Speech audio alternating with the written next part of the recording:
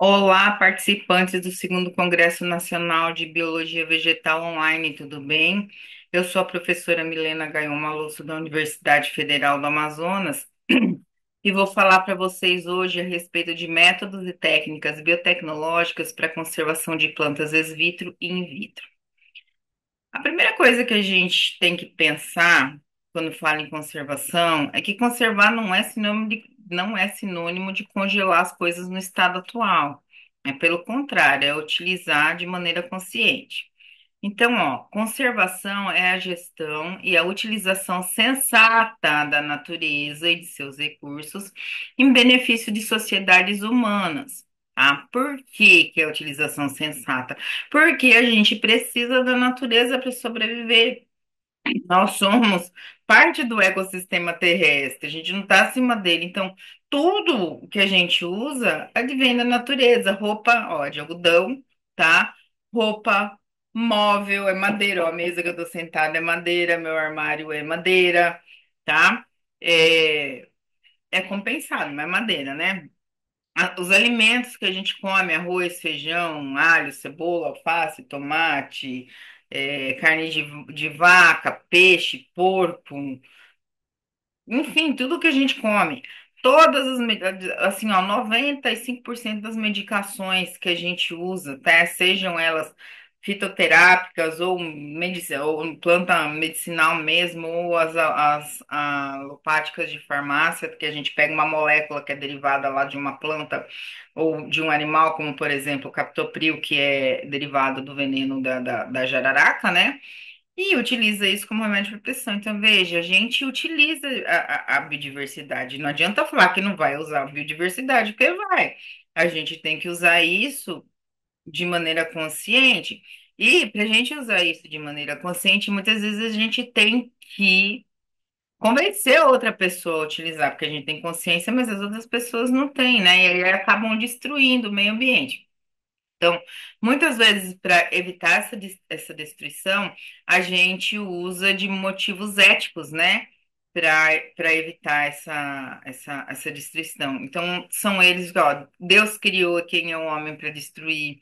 O homem é o único ser inteligente, ele não tem direito de matar os outros seres. O direito de herança, o que você recebeu de seus pais, um ambiente saudável, você tem a obrigação de deixar para os seus filhos e daí por diante, tá? Chantagem emocional para tentar conservar o meio ambiente ou usar ele de uma maneira sensata, sustentável, ok? Essas questões são frequentemente invocadas durante as campanhas de sensibilização das organizações de proteção à natureza, cara. Essas WWW, né? Nessas World Wild, né? É por aí que pega, né? O dinheiro do povo para poder manter, né, as organizações de conservação de meio ambiente. Então, a proteção da biodiversidade pressupõe que nos interessemos não somente pela proteção de espécies selvagens, mas da mesma forma pela diversidade genética de espécies cultivadas e domesticadas e seus parentes selvagens. Porque como assim? Não adianta nada eu fazer uma campanha, ó, vamos salvar os pandas, vamos salvar as baleias, vamos salvar, sei lá eu, né, que espécie que é. Não adianta eu também pegar e vir conservar só o milho, trigo, soja, daquela espécie mais rentável, mais resistente, a melhor, que mais produz, né? Eu tenho que conservar também o selvagem dele, por quê? Conforme a gente vai selecionando, vamos pegar milho. Conforme a gente vai selecionando ele para ele ficar, para ele dar uma baga maior, o milho mais amarelinho, para ele ser mais nutritivo, mais molinho, produzir mais dentinhos, mais sementinhas, né? Ter um gosto mais adequado para a produção de alimentos, a gente acaba perdendo genes de resistência a doenças, como fungos, vírus, bactérias, a estresses hídricos, salínico, etc. Então, assim, eu tenho que guardar esse que meu que tem os genes de interesse econômico, eu tenho, mas eu tenho que vir guardar o selvagem dele feinho, com a baga pequenininha, banguela, quase sem nenhum grãozinho de milho, porque tá cheio de gene de resistência. E amanhã, depois, quando eu preciso, eu volto ali naquele milho feio, pego o gene de resistência e por engenharia genética eu venho e coloco. nesse meio aí que tá, né, economicamente mais interessante, ou mesmo por meio de cruzamento, né? Mas hoje em dia já não faz mais esse tipo de cruzamento, já vai direto na engenharia genética. Você põe o gene de interesse direto, você não corre o risco de perder outras características, né? Bom, existem diversas maneiras de a gente proteger a biodiversidade, né? E elas são colocadas na forma da lei, no decreto número 2.519, de 16 de março de 1998, que chama Convenção da Diversidade Biológica, popularmente conhecida pelos biólogos e biotecnólogos e engenheiros ambientais e quem mexe com isso como CDB. Né? Então, o tempo todo a gente está falando lá da CDB, a Convenção da Diversidade Biológica, esse decreto de lei aí. Então, a CDB, né, ela dá algumas definições e algumas normatizações, principalmente quanto ao uso da biotecnologia, tá bom? Então, ela define lá o que que é conservação in situ. Ela diz que conservação in situ consiste em manter o organismo vivo em seu meio ambiente de origem, lá naquele lugar que ele surgiu, tá? Por quê? Porque isso permite que as comunidades e animais prossigam a sua evolução, adaptando-se às mudanças climáticas do meio ambiente e abrangendo um grande número de espécies sem a necessidade de fazer inventário prévio, né? Então, assim, tipo assim, ó, ela tá lá no lugar de origem, você deixa ela se desenvolvendo lá no lugar de origem, porque ela vai fazer as adaptações, as seleções o meio ambiente. A gente só pressupõe que o homem não vai mexer lá, tá? Porque se o homem começar a mexer naquele ambiente, aí vai começar a fazer alterações. Então, pressupõe-se, né, que esses meios, para que haja essa evolução natural, pressupõe-se que os meios naturais permaneçam em bom estado de funcionamento ecológico e o esforço essencial recai sobre a manutenção da integridade do ecossistema, ou seja, o homem não pode mexer e tem que proteger para que ninguém mexa, para que não tenha um incêndio, por exemplo, para que não haja o derrame de lixo químico no rio, entendeu? Coisas desse tipo, né? Mas o que que acontece? A manutenção in situ nem sempre ela é possível. Por quê? Muitos habitats já foram demasiadamente perturbados e alguns já desapareceram. Então, veja como é que você vai conservar uma espécie em lugar que desapareceu. Ou como é que você vai conservar uma espécie em origem natural, sendo que no lugar de origem natural dela só tem lá 2% de existência? Não tem, não dá para você fazer. Você vai ter que achar outras técnicas, né, para fazer isso. E aí surgiu-se então a questão da conservação ex situ, ou seja, fora do lugar de origem, né, que pode ser feito de várias formas. A primeira dela, a que a gente pode fazer é a gente poderia dizer que é on-farm, em fazendas ou em bancos de sementes, tá? Então, vamos ver o que é esse cito. Conservar e preservar as espécies fora do habitat natural de origem. É um papel muito realizado por jardins zoológicos, jardins botânicos e bancos de germoplasma. Obviamente, jardim zoológico é para guardar animal, jardim botânico, planta e banco de germoplasma. Pode ser para os dois, tá? Mas aqui nós vamos focar para plantas, ok? Vou começar a falar de plantas a partir de agora. Então, como que a gente pode fazer banco de germoplasma para planta? A gente pode fazer banco de semente, ou a gente pode fazer in vitro, tá? Colocando tanques criogênicos ou em sala que a gente chama de slow grow storage, que é armazenamento em crescimento lento, né? Pode fazer de outras formas aí. Então, a Biotech B que veio socorrer aí esse negócio que no lugar não tá dando certo aí no meio ambiente, então a gente cata, leva lá para o laboratório, e depois a gente devolve o meio ambiente se for o caso. Então, o objetivo da biologia da conservação é o de conceber as estratégias razoáveis para gerir meios naturais, sua flora e sua fauna e a diversidade genética. Essas estratégias frequentemente unem a estratégia in situ e ex situ, apro- apoiando-se nos conhecimentos científicos relativos à dinâmica das espécies e dos ecossistemas ecológicos submetidos a pressões de origem climática humana. Então, o que que acontece? A planta está lá in situ, está no lugar, o que que a gente faz? vai lá, pega sementes ou partes das folhas, ou segmentos nodais, que a gente chama de explantes, né? Qualquer parte lá da planta que tem o DNA completo, cariótipo completo da espécie, bota no vidro e cresce a planta lá no vidro. E faz essa troca, tá? Então, pode acontecer o quê? De ter uma queimada naquele lugar e a gente devolve. Pode acontecer de ter um gene de interesse ali no meu vidrinho, né? Pode acontecer sei lá, eu morrerem as plantas, dar uma praga, morrerem os machos, eu trago os machos do vidro. Eu posso pegar os machos e levarem para lá. Eu posso pegar planta que tem gene de interesse, de resistência à doença, de alta produtividade ali no campo e guardar lá no meu banco de germoplasma, né? Eu posso fazer das várias formas. Então, assim, essa troca ela é constante, tá? Para os biólogos que trabalham com conservação do meio ambiente, e principalmente no trato de plantas, tá bom? Bom, as áreas protegidas, tá lá na CDB. A longo prazo, a sobrevivência de muitas espécies depende unicamente da proteção do seu habitat. Se você não mexer lá, ele sobrevive, vai morrer porque vai se suicidar. Nenhum animal, nenhuma planta se suicida, né? Só o homem que faz isso. Se o meio ambiente estiver lá e não tiver nenhum impacto, ele vai continuar evoluindo de boa lá. Desde que você também não coloque nenhum predador, né, exógeno, enfim. Assim, foram implantadas as áreas protegidas, que são lugares que o Estado julgou necessário proteger e gerir com o objetivo de conservar. Só que esse negócio aí de área, esse termo área protegida é um termo muito genérico, porque ele cobre, né, desde grandes reservas de fauna e flora, como é a reserva do Mamirauá aqui em Tefé, no estado do Amazonas, cidade vizinha, né?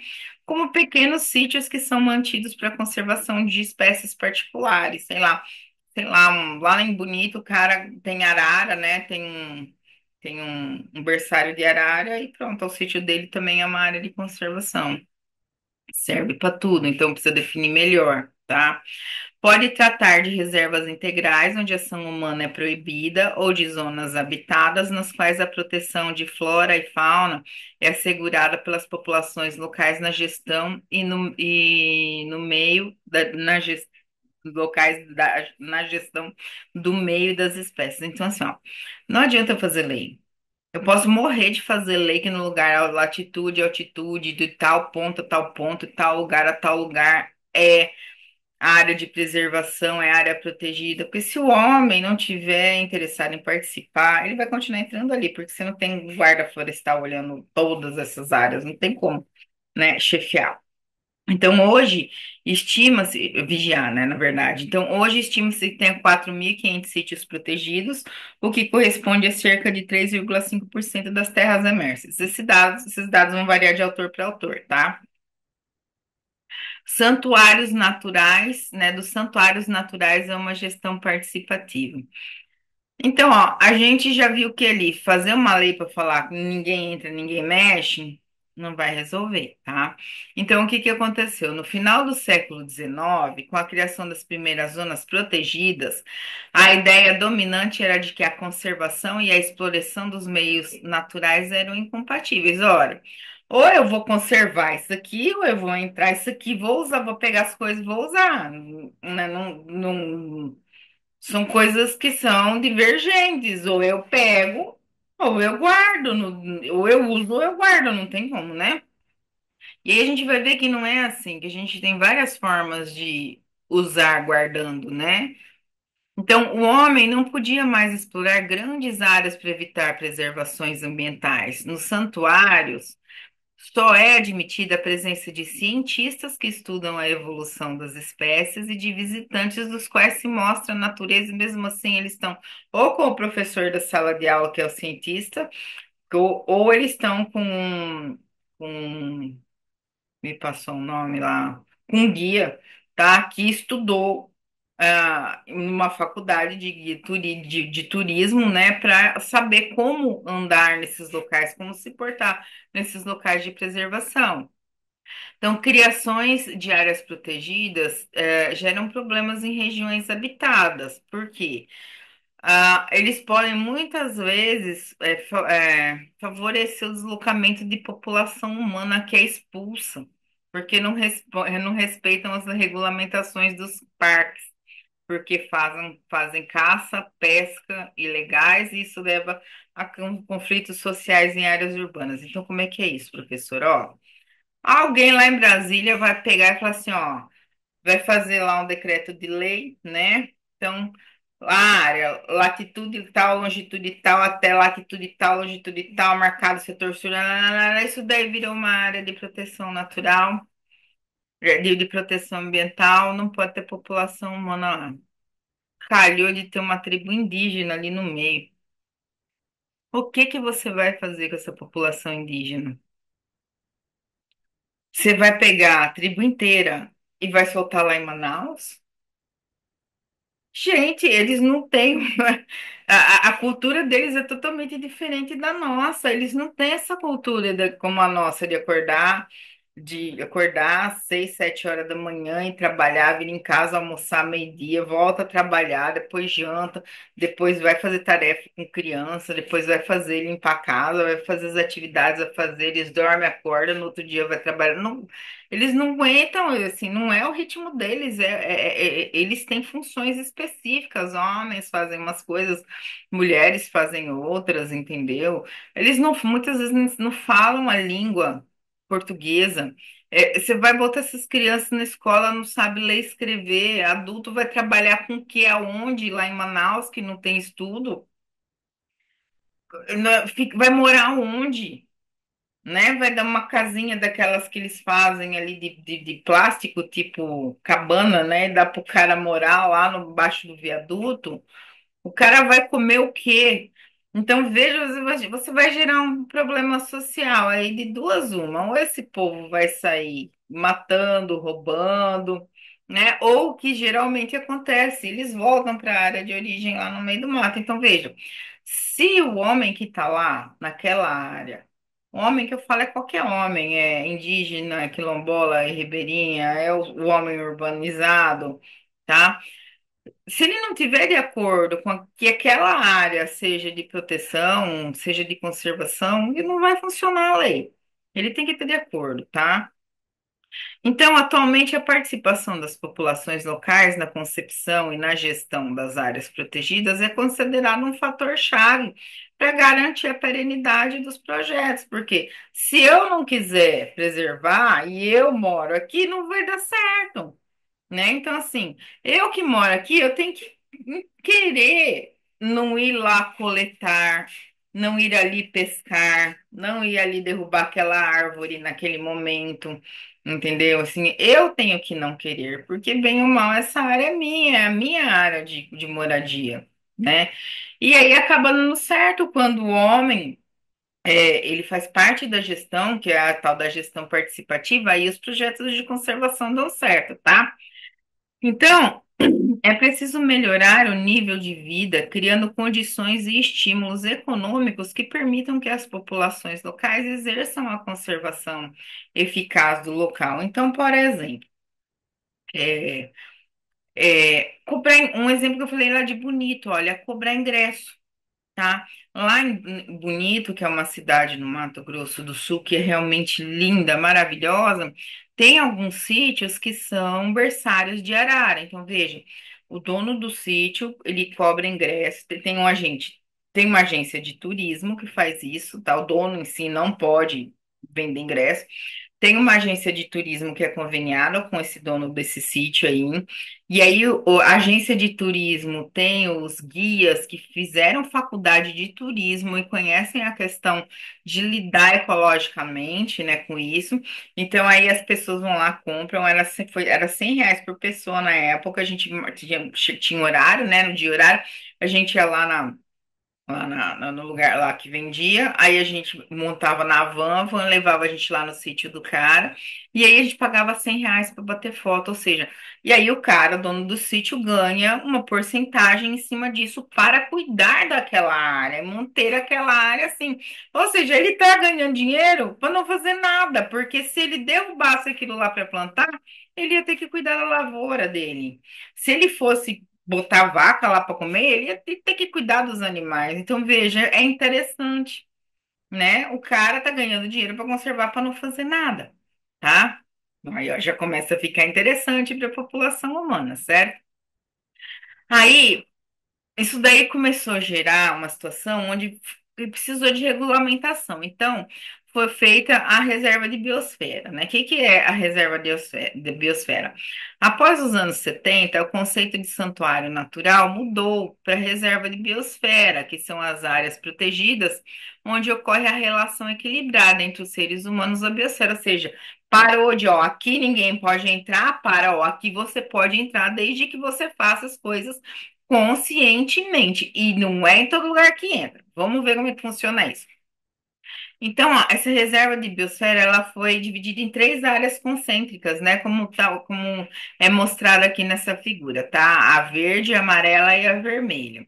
Então, ó, nessa área verde aqui é a área de desenvolvimento econômico e humano viável no plano sociocultural e ecológico, ao autorizar a utilização dos recursos das populações locais, ou seja, é aqui que o ser humano, qualquer um urbano, quilombola, índio, seja lá quem for, queira viver, é nessa área verde aqui que ele vai. Aqui ele pode derrubar árvore desde que ele replante, ele pode construir casa.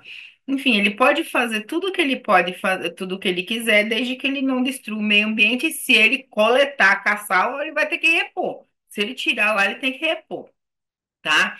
Aí a gente chama isso de zona de então dentro desse esquema de reserva de biosfera de três zonas, né? Isso daqui chama zona de transição habitada, que é a prática da exploração durável dos recursos, né? Que são favorecidas e desenvolvidas. Então aqui você tem indústrias de madeireira mesmo, né? Eles plantam a madeira, depois cortam a madeira para fazer móvel, para fazer papel, para fazer N coisas, e aí eles plantam de novo. E eles vão fazendo isso por áreas, né? Porque até que a pequena está crescendo, lá na outra área você já tem a grande para cortar. Interessantíssimo, tá? Aí você tem essa segunda zona, que é a zona amarela, que a gente chama de zona de apoio logístico para projetos de demonstração e atividade educacional e ambiental em formação. Então, aí o que eu falei, ó, só vai entrar pesquisador ou estudantes com guia turístico, né? Se eles forem crianças pequenas, por exemplo, tem que ir um guia lá, né? É o que a gente chama de zona de tampão. Somente atividade de conservação são autorizadas aqui, que é o tal do turismo educacional. E aí a gente tem a zona vermelha, que é a zona de conservação de paisagens dos ecossistemas e variabilidade genética, que ninguém entra, inclusive o índio. Mas aí o índio está de acordo de não entrar aí, tá bom? Tá? Ou o quilombola, ou ribeirinha, ou a pessoa que urbana, tá? Todo mundo tá combinado que é daqui para cá ninguém entra nessa área, ok? Então, o que a gente chama de estritamente protegida, que é uma reserva para proteção a longo prazo, que é onde o meio ambiente ele se evolui sozinho ali sem ninguém mexer, beleza? Então, o homem é considerado como um dos componentes do meio a preservar. O homem tem que estar ali dentro. O homem tem que querer estar participando daquilo lá, porque senão ele vai chegar e vai pegar, vai entrar aqui e vai caçar, vai coletar e vai pescar. Ele vai chegar aqui, vai arrancar as árvores e não vai plantar, entendeu? Então, assim, né, é questão da educação, né? A conservação ambiental está extremamente correlacionado com a educação, tá? Então, é um modelo positivo porque as populações envolvidas têm estado associadas à sua implantação e gestão. Bom, as dificuldades encontradas com as áreas protegidas. Então, primeira coisa, qual área que é protegida? Eu não posso proteger o país inteiro, porque eu preciso plantar para a gente comer, eu preciso construir para a gente morar, né? Eu preciso de fazer estrada para a gente ir de um lugar para o outro. Então, assim, que área que eu vou proteger? Então, ó, eu vou proteger qual? Aquela que tem muitas espécies diferentes ou aquelas áreas que tem poucas espécies, mas são raras? As espécies são raras ou endêmicas, são só encontradas ali. Aí tem um principal problema, tem um problema principal também, que as zonas protegidas, elas são estáveis do ponto de vista institucional, tá? Porque mudanças políticas acarretam incertezas e financiamento, e o financiamento em países em desenvolvimento é incerto. Nós tivemos um exemplo disso recente com o presidente Bolsonaro, que queria fazer com que o Amazonas deixasse de ser uma área de reserva, de deixasse de ser uma área protegida, né? Para que pudesse se plantar, derrubar tudo a floresta e sair plantando ou para fazer área de pastagem. E o que que aconteceu? O presidente da França, o presidente eu me lembro bem da França, né? E mais alguns outros países falaram, então a gente vai parar de botar dinheiro aí. Acha, a gente está dando dinheiro para você preservar a floresta, você está querendo derrubar tudo. E nós perdemos realmente. Foi uma briga feia lá na ONU, né? O Bolsonaro, graças a Deus, né? Tirou a ideia, né, de fazer com que deixasse de ser uma área de conservação, que é uma zona onde eu moro. E aí, continua sendo uma área de conservação, mas nós perdemos muito, muito dinheiro de investimento para conservação, porque vários países pararam de investir. É por quê? Porque a gestão naquele momento não era confiável, tá? Aí tem as zonas vulneráveis, em problemas em períodos de problemas sociais e de conflitos armados. Então tem uma guerra, o cara solta uma bomba aqui, não adianta nada ter uma lei ali, né? Vai arrebentar tudo. A gente também teve recentemente um problema desse tipo, que eu não me lembro qual país vizinho, fronteira nossa, as pessoas começaram a entrar aqui, começaram a causar danos ambientais. Eu lembro que o exército foi, né? E precisou tirar as pessoas ali daquele porque elas estavam realmente invadindo o nosso país e derrubando árvore, né, para fazer morada, enfim, né? Eu sei que foi tirado dali. Aí a gente tem que o Estatuto de Área Protegida, que doideira, permite a exploração de minerais e abertura de estrada. Aí você faz dois problemas ambientais. Primeiro que você joga mercúrio no rio, que vai poluir tudo, né, para buscar ouro, por exemplo. E quando você tem uma, né, vamos supor que esse vídeo aqui, né, esse quadrado onde está a minha foto, seja uma área total, quando eu passo uma estrada aqui, eu estou fazendo eu estou alterando, né, a estrada é grossa, não é uma coisa fina. Eu estou alterando as características climáticas daquele lugar, ou seja, se era uma floresta fechada e eu criei uma estrada, olha, está entrando grande quantidade de luz.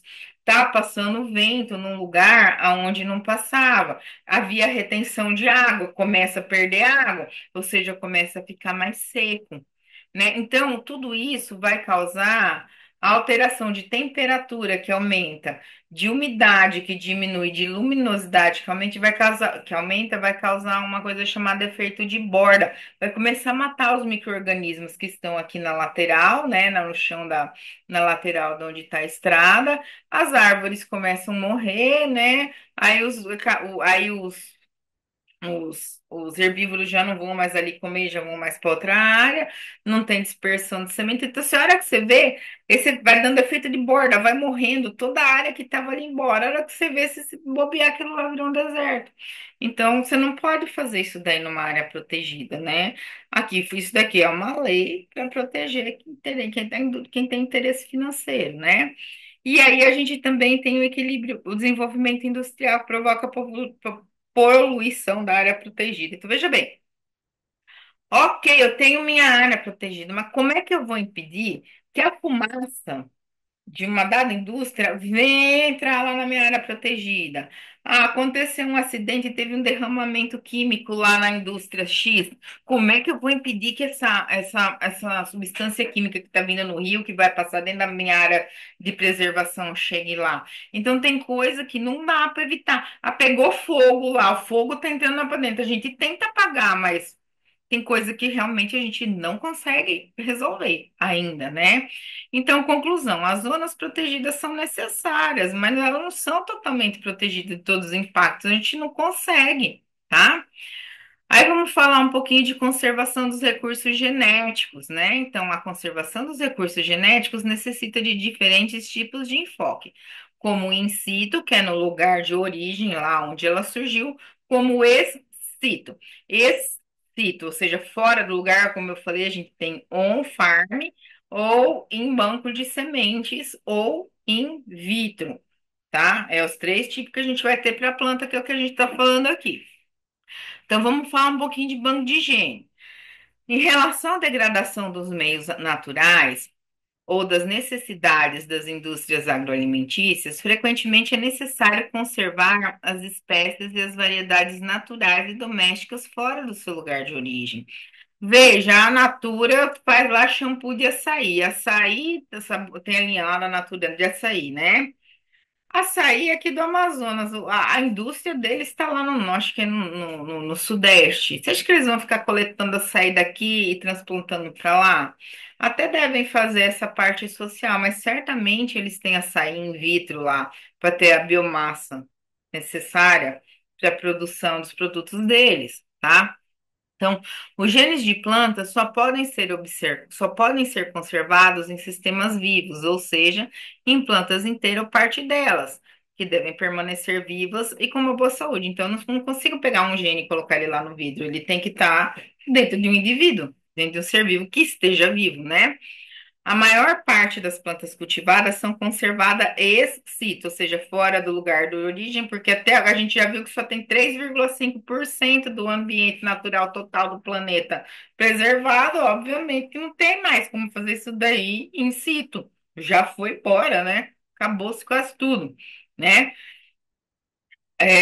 Em bancos de germoplasma que podem ser realizados através de quatro métodos principais. Então, a gente tem lá que o primeiro método de conservação de germoplasma é o banco de grãos, que é o que eu falo, banco de sementes, né? As sementes são parte da planta mais fácil de ser guardada, né? Então, é mais barato para conservar.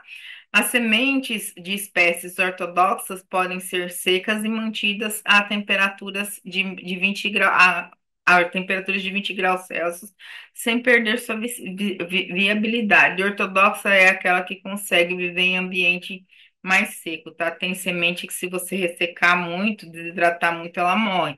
Aí você não consegue fazer esse tipo de conservação. Então, sementes de espécies de cereais podem permanecer assim por mais de 100 anos. Tá viáveis, daqui a 100 anos você planta, nasce tudinho. Então, a gente tem vários tipos de bancos de semente, vai depender do teu dinheiro, da tua área, da espécie que você está trabalhando, né? Você pode ser o mais pobrezinho, guardar numa plaquinha assim de vidro, se você tiver pouco, né? Numa placa de Petri. Você pode guardar em sacas, só que isso daqui tem que estar tudo identificado, bonitinho, tá? Olha lá, você pode guardar em tanques criogênicos, você pode guardar em estantes, desde que esteja tudo identificado, você guarda lá, tá? Os bancos de genes no campo in situ, como eu falei, né? A maior parte das espécies vegetais que não produzem grãos facilmente são conservadas no campo sob forma da planta no pé. Várias espécies economicamente importantes para os países tropicais se reproduzem via vegetativa, como batata doce, inhame, né? Então, que é a mandioca, como é que você vai guardar semente disso? Não tem, você vai ter que plantar para guardar, né? Então, espécies recalcitrantes também são conservadas dessa maneira. Café, seringa, banana recalcitrantes são aquelas que não aguentam desidratação para ficar lá no banco de semente. Então, você vai ter que plantar. Tá. Geralmente, assim, ou deixa no lugar de origem ou você faz uma plantação um farm, né? Você pega e faz uma fazenda de café, uma fazenda de laranja, coisa que é muito comum, né?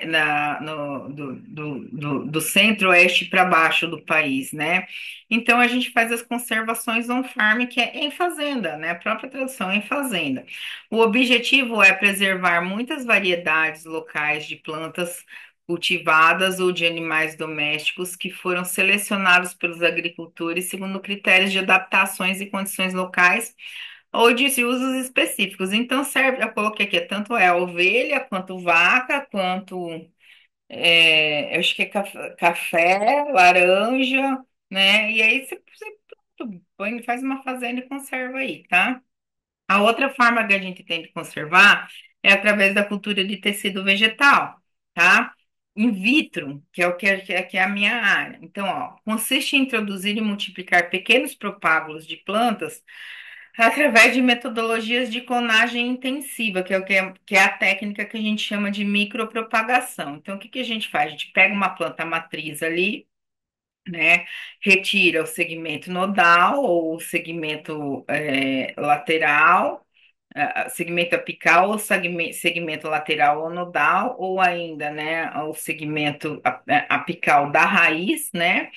E aí a gente chama isso daí de meristema. A gente ainda pode pegar folha e cortar pedaços de 1 centímetro quadrado da folha, tá?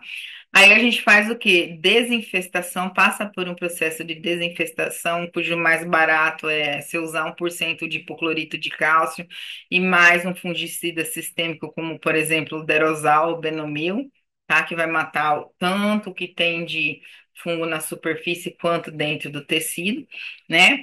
Põe lá no meio de cultura, esse aqui é o meio de cultura que está cheio de nutrientes e hormônios para fazer o crescimento da planta. E aí, depender que hormônios são esses, auxinas e citocininas. As auxinas fazem o alongamento celular e a citocinina faz a citocinese, faz a mitose, tá? Então, dependendo das concentrações de auxina e citocinina, você pode ter várias coisas aqui, ó, né? Você pode fazer, por exemplo, aqui, a cultura de embriões somáticos, tá? Que você pode, e esses embriões somáticos, in vitro, a gente já regenera numa planta inteira, ou só a parte aérea, se eu quiser, ou só a raiz, se o metabólito secundário que eu tiver procurando está na raiz. Enfim, a cultura de tecido dá para a gente brincar, né, com a planta como se fosse um quebra-cabeça, e é muito legal isso.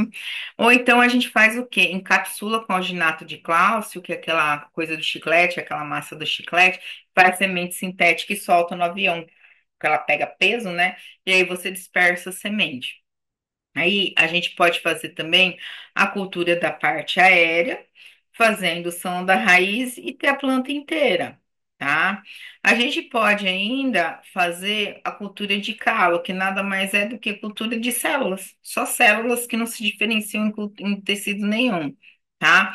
E aí, por quê? Ah, é o meu metabólito secundário, eu consigo extrair daí? É o medicamento que eu estou procurando, meu princípio ativo, a minha biomolécula tá aí, para que que eu vou sair montando a planta inteira se só na célula eu consigo tirar? É jogar dinheiro fora? Então eu faço a cultura de calos, ok? E aí, esse calo, a gente pode fazer o quê? Só a raiz. Se eu quiser, se for de interesse, se o meu metabólito secundário estiver na raiz, eu posso dele fazer só raiz, eu posso dele voltar e fazer só a parte aérea, ou eu posso dele voltar e fazer uma planta inteira, né? Ou ainda eu posso pegar ele, que está aqui em meio sólido, quando ele chama a cara, está meio sólido, e jogar ele no meio líquido, que fica lá no Erlenmeyer girando, girando, e aí eu vou falar que eu estou fazendo uma técnica de suspensão celular, que é para liberar o metabólito secundário lá no líquido, fica mais fácil de eu extrair depois, tá? E aí, como eu disse, eu posso ainda fazer somente a cultura de raízes, se for de meu interesse. Então, assim, eu monto lá a plantinha de acordo do meu interesse, tá bom? Bom, na cultura de tecido tem algumas características que têm que ser observadas, tá? Para você fazer a multiplicação rápida, a micropropagação é a multiplicação rápida, tá? Então, o que tem que ver isso aí com a conservação? Eu não falei que a gente pega lá no campo, traz para o laboratório, guarda no laboratório através dessas técnicas de conservação. Eu não falei que a Natura produz lá ou deve produzir, né, mas certamente produz lá, tem o açaizinho lá, tem lá o laboratório de cultura de tecido vegetal, lá onde produz açaizinho para pegar a biomassa ali, né, para fazer as coisas deles, eles não ficam indo no campo pegar, né? Então tem que ter essas salas, elas têm que ter características. Ou a gente pega ali, do que o que a gente fez ali, a gente pega e devolve para o campo depois, né? Destruíram lá, desmataram, a gente tem aqui no vidro, a gente clona e devolve, né? Pro campo. Então, a micropropagação é uma técnica que é de clonagem. A gente tem o objetivo de produzir biomassa idêntica à planta matriz muito rapidamente, tá? Então, as condições onde ela é mantida, em sala de crescimento, que é isso aqui, ó, esse lugar que é um lugar cheio de vidro, cheio de prateleira, que tem vidro, que tá cheio de planta, tal. As plantinhas ficam dentro de vidro. Isso daqui é o Maiá que fez, não é bem assim que fica o vidro, mas enfim, eles ficam dentro de vidrinhos fechados, tá? A conservação dessa sala de crescimento, de estocagem, né?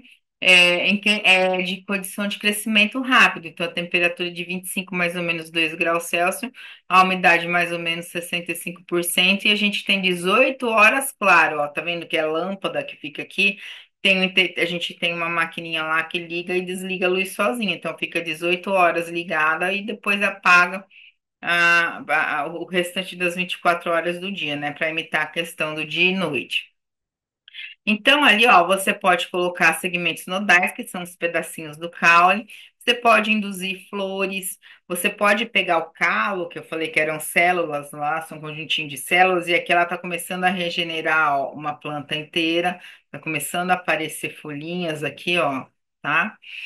E aí, você pode fazer também aquele tipo de conservação que é para armazenamento mesmo de plantas de higiene de interesse. Ah, eu tenho planta que tem. Tá lá no campo? Tá, mas eu tenho a minha cópia aqui do meu banco de germoplasma, que é de crescimento lento, que é de conservação. Eu não quero que ela se multiplique rápido, eu quero que ela seja bem lentinha, que é para eu guardar.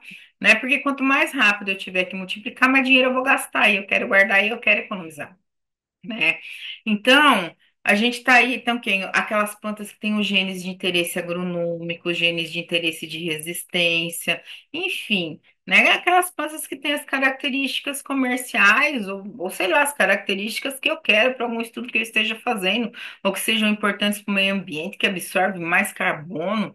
Sei lá eu, né? A gente guarda aquilo que tem interesse para a gente. Então, assim, ó, no caso de bancos de germoplasma in vitro, que a gente fala, que é aquela que é slumber storage, né, que é armazenamento em condições de crescimento lento, né, a sala é a mesma coisa, ó, você tem uma sala cheia de prateleira, cheia de planta, tá?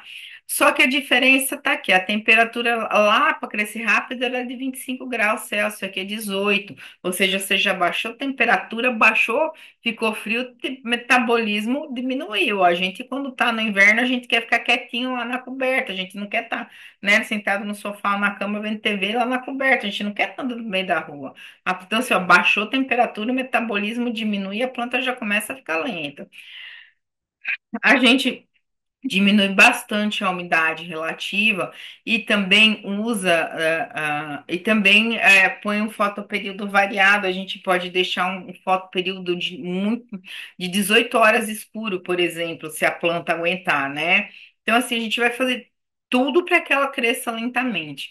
O meio de cultura, a gente pode fazer as mais variadas coisas para fazer que ela fique mais lenta. A gente pode fazer meio de cultura extremamente diluído, ou seja, dar o meio de cultura pela terça parte, quarta parte, né? Dá só um quarto da quantidade de nutrientes que ele precisa. Então, se ela está com fome, ela não vai crescer rápido. A gente pode fazer a adição de grandes quantidades de agentes osmóticos. O que que esses agentes osmóticos vão fazer? Eles vão retirar por osmose a água de dentro da planta, a planta vai desidratar. Se não tem água, não tem reação química.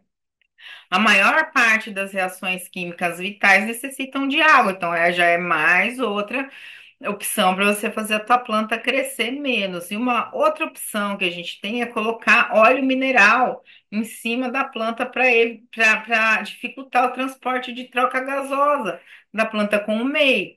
E aí ela vai crescer mais lento. Olha, é óbvio que você tem que testar para fazer isso, porque se fizer isso tudo de uma vez, você vai matar a planta em vez de conservar. Tem que ir fazendo esses testezinhos, tá? Então aqui a gente está mostrando uma sala mais escurinha, né? Uma sala mais friazinha. Aqui é o óleo mineral, também foi feito por uma IA, tem uma tampa aqui, tá? Então, assim, mas dá para entender, tá? Eu não tinha foto aqui na hora para pôr, eu fiz a IA. Mas dá para entender que, né, que tem um óleo mineral que está cobrindo, que dificulta a troca gasosa. Nós também podemos pegar essas plantas e colocar em tanques criogênicos de duas formas. A gente tem a metodologia clássica e a moderna. Gente, eu vou falar da clássica aqui, mas, gente, fazendo uma parte, você tem que ter os protocolos de micropropagação pronto antes de começar a fazer isso.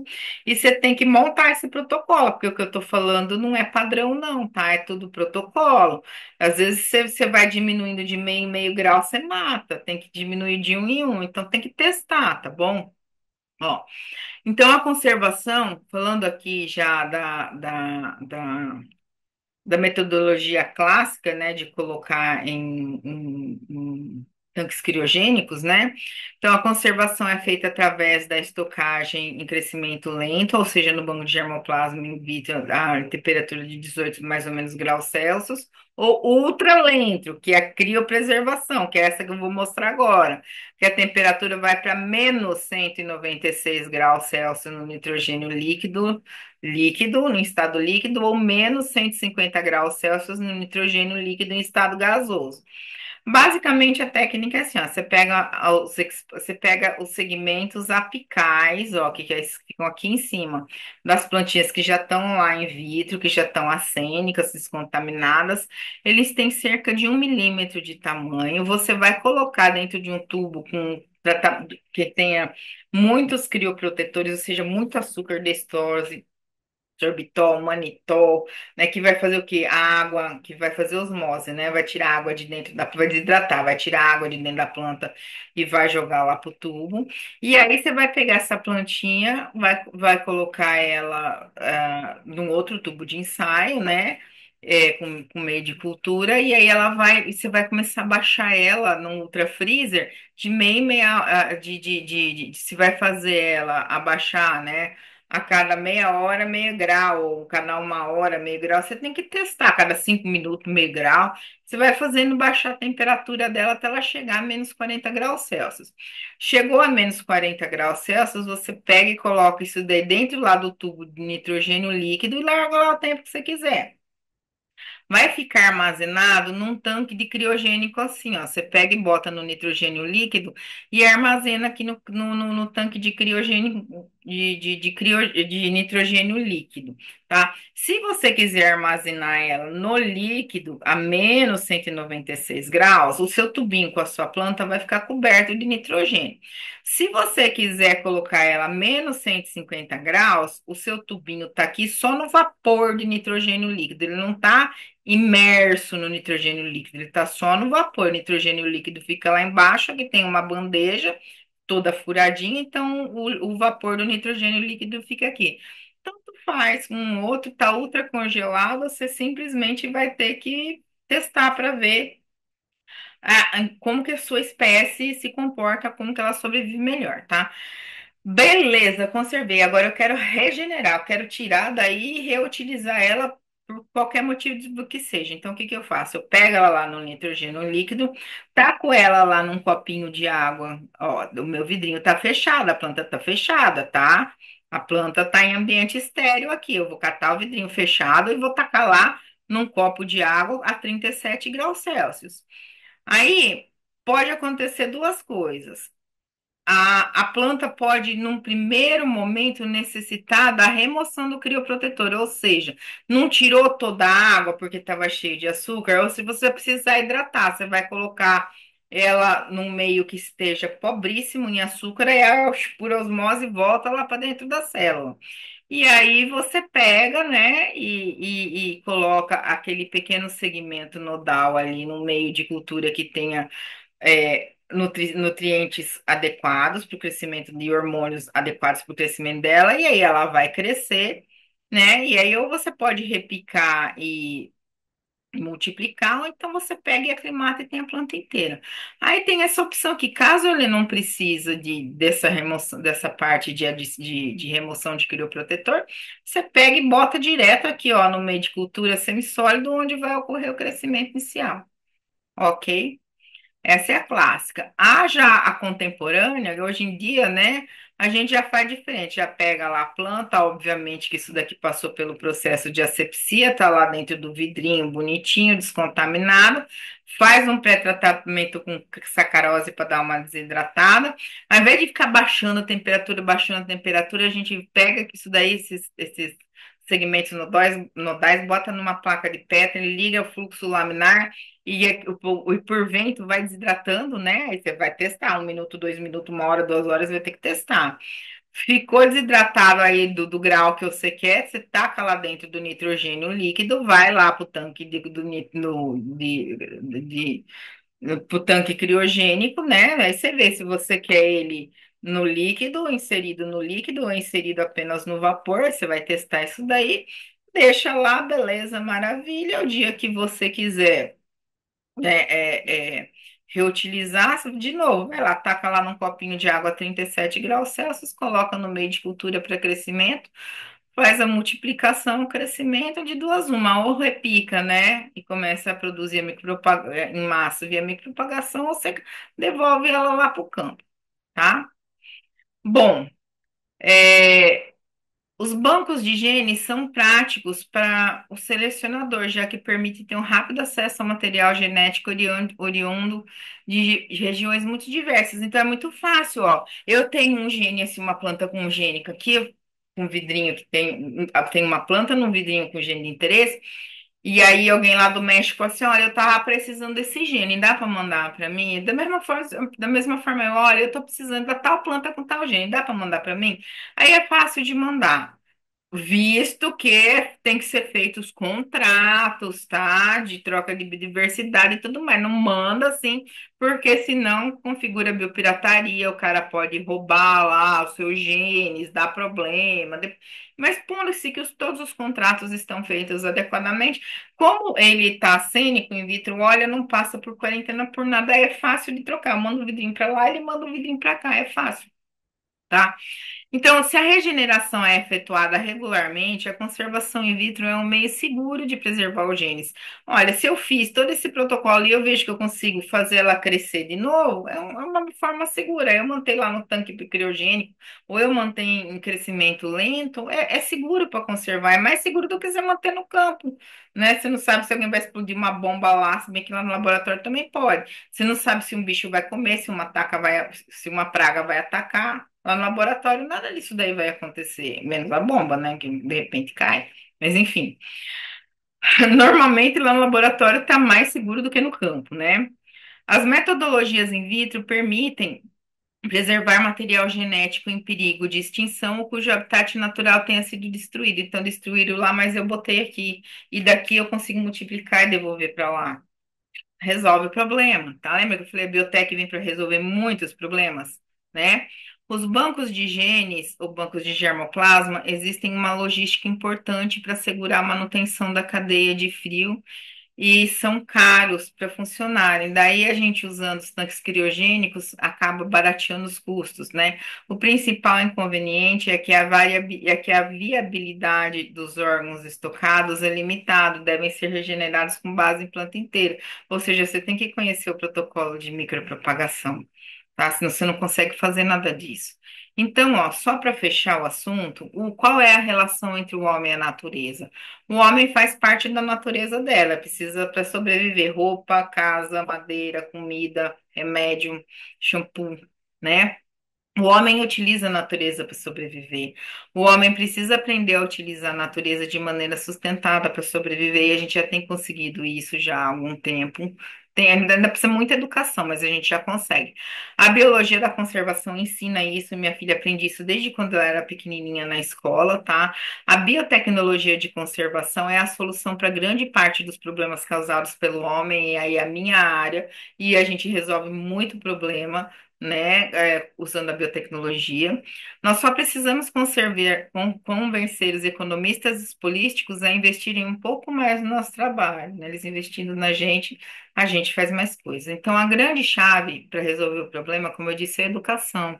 Ensine a uma criança que um conceito é correto e ela alterar como certo pro resto da vida. Então, se você falar, olha, não pode cortar árvore, não pode botar fogo, não pode pescar na época da piracema, não pode isso, aquilo, ela vai entender que aquilo lá tá errado e ela não vai fazer, tá? Então, e os adultos que não aprenderam isso quando era pequeno? O negócio é conscientizar. Tá? A gente tem que bater na mesma tecla, ó, não pode, não pode, não pode, não pode, não pode, quer fazer isso que eu tô fazendo, ó, não pode, não pode, não pode. E aí a gente tem que atuar como agente multiplicador de conhecimento. Vocês veem essa palestra, aprendem e depois saem falando para as outras pessoas, vizinhos, pais, familiares, professores, amigos, namorados, e vai falando, né? Então, aí é uma pena que para que essa aprendizagem seja eficaz, a dor não ocorra na alma, mas sim no coração. Então, há quem tenha a sensibilidade de ver destruindo, cortando, né, uma floresta, matando os bichos pegando fogo lá. Há quem tenha dor no coração e fala, poxa, né, podíamos evitar. Mas tem gente que fala, daí lá na Amazônia, deixa que pega fogo lá.